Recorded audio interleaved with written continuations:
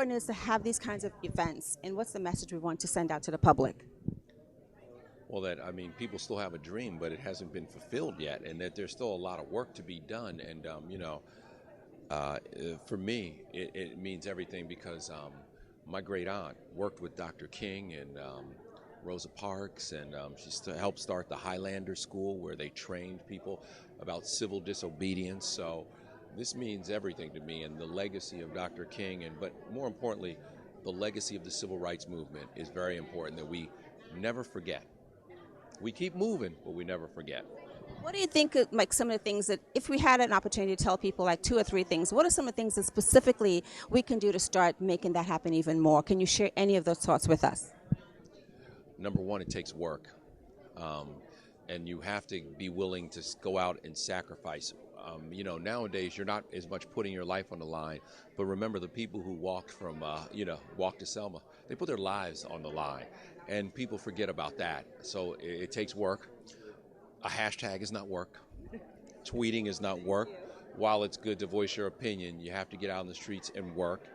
And that Dr. King was the beginning, not the end. And then lastly, we have to remember that we get so confused sometimes and forget about the importance of education and being our brother's keeper and making sure that everybody is coming along with us on this march and not just ourselves.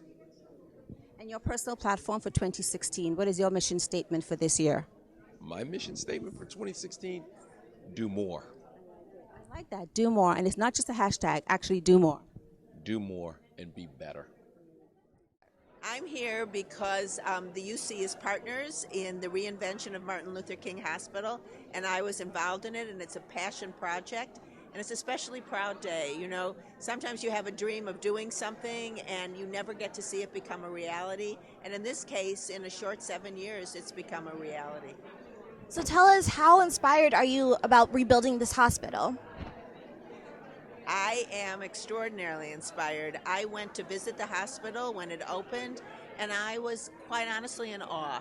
First of all, it's a beautiful building, and that's the first thing you notice, but a building is just a building. And then you walk inside, and you see the facilities, you see the technical facilities, you see the people, the doctors, the nurses, the practitioners, the technicians, and you know that the finest medical care is being provided for the community, and that's inspiring and well-deserved. Wonderful for you to be here. And how important is it to be at events like this for you? I think it's hugely important. That we know that healthcare is one of the most important pieces of a person's life, unfortunately, at the worst moment in your life. And we need to make sure that everyone has access to the same level of healthcare, and that's what this hospital is doing, and it's an incredible mission to support. You know, you said about healthcare, and all we have is our good health. Without that, there's not much value. What is your personal platform for 2016? My personal platform is just always about making sure that we are representing all kinds of kids on TV. That's the platform that I have, is television, and I want to make sure we're using it to make sure that every kid sees themselves up there on the screen being portrayed in a way that they can be proud. And now tell everybody what you've done, because it's fabulous and I'm such a fan. Oh, thank you. I'm the creator and executive producer of a show called Doc McStuffins on Disney Junior. I got turned on to Doc McStuffins through my 2-year-old niece. And then I was like, I love Doc McStuffins. What inspired you to create a show like that?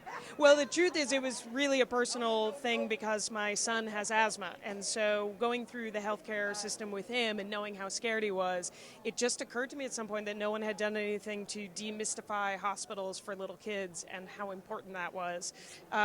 The fact that we made her into a girl and African American, a lot of people said, you know, didn't you make this for your son? And I said, yes, and I still think he's going to watch it. But we didn't need another boy leading the pack. We needed her, and she's the right character for the show.